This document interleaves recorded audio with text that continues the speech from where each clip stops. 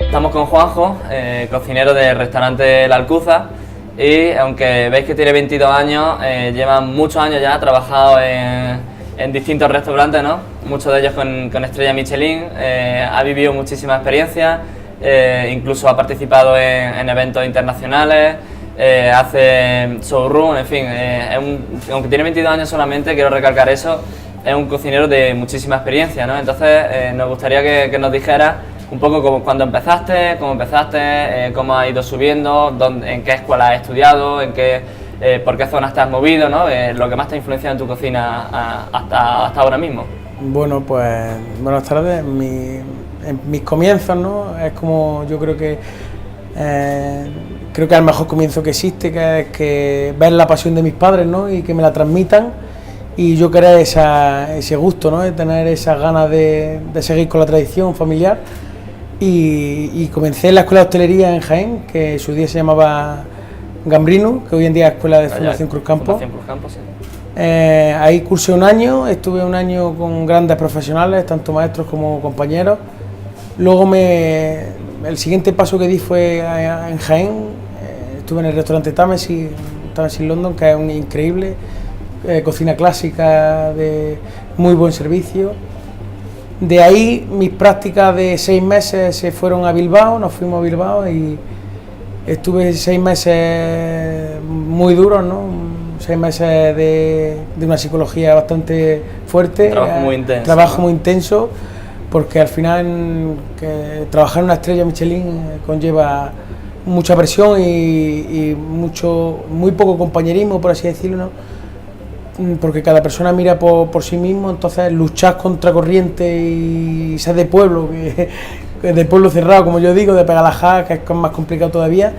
Y luego pues me ofrecieron, al terminar mis prácticas allí, me ofrecieron estar 3 meses más o sea, te ampliaron con Sí, el contrato de práctica, estuve 3 meses más con ellos, me quedé de responsable de pastelería.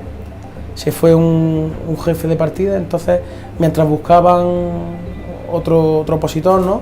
Pues decidieron que yo era el perfil idóneo y yo no quise quedarme allí, ¿no? Yo no quería estancarme. Entonces, como ellos sabían mi ilusión y mis ganas de seguir aprendiendo, me mandaron directamente a San Sebastián, al restaurante Mugari, con 2 estrellas Michelin, y allí estuve otros 4 meses de mi formación, 4 meses muy duros, una élite. En su día era el 6º restaurante del mundo, y la presión, el nivel entonces subía un poco más, ¿no? Claro. Entonces la gente pues se notaba, ¿no? Muchas más personas, mucha más presión, mucho...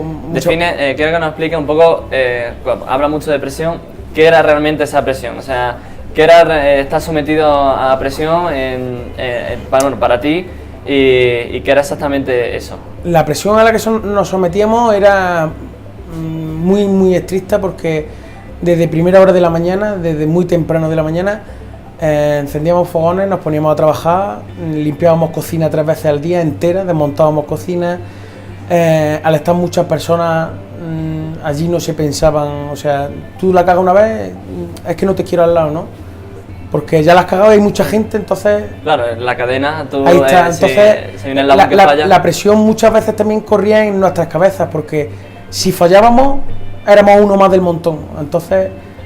teníamos que luchar, ¿no? Había una disciplina muy férrea. Claro, la disciplina era grandísima, ya que la manera de trabajar de cada restaurante es de una forma, pero yo veo en positivo y veo en acierto que esté esa disciplina, ¿no? Que tengan ese nivel de estricto y que con mano dura, ¿no? Así es como se aprende. Sí, es lo que hemos comentado antes fuera de entrevista. Si quieres jugar en la Champions, ¿no? Tienes que tener... Ahí está muy complicado. Entonces, como al ser más complicado, tienes que ir a por todas. O sea, no miras caras, no miras nada y luchas por ti, luchas por tu bienestar, luchas por tu imagen, por así decirlo, y porque... ¿Y qué le dirías, por ejemplo, a jóvenes que están pensando en meterse en este mundillo y quieren llegar tan alto como has llegado tú o hasta donde tú quieras llegar? Bueno, al final esto es... Porque tú me has dicho antes que incluso hubo un momento en que tuviste que parar porque... Sí, cuando terminé de San Sebastián en concreto, decidí parar un poco el nivel de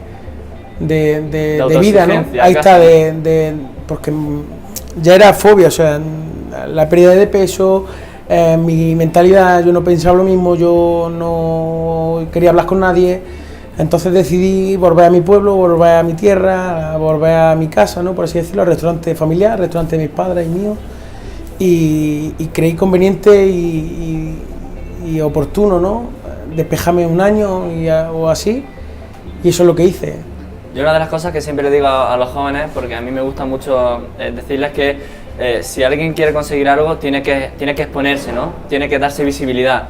Y, por ejemplo, tú ahora mismo, de hecho, cuando acabemos la entrevista, te vas a Expo Líbano a hacer una exhibición y además me has dicho que has participado en otras, incluso a nivel mundial, ¿no? ¿Cómo ha sido esa experiencia? Pues fueron grandiosas, ¿no? En su día, cuando mi compañero y amigo, muy amigo íntimo, Pedrito, ¿no? De Casa Antonio, vino y me dio la noticia con su pareja y era algo increíble, o sea, la palabra verdaderamente que lo describe, ¿no? Increíble, o sea, no nos lo podemos creer ni mi familia ni yo, ¿no? Porque al ser representante de Andalucía, podía coger a cualquier cocinero de Andalucía, cualquiera, con 30, con 50, con 60 años, o sea, no habría problema.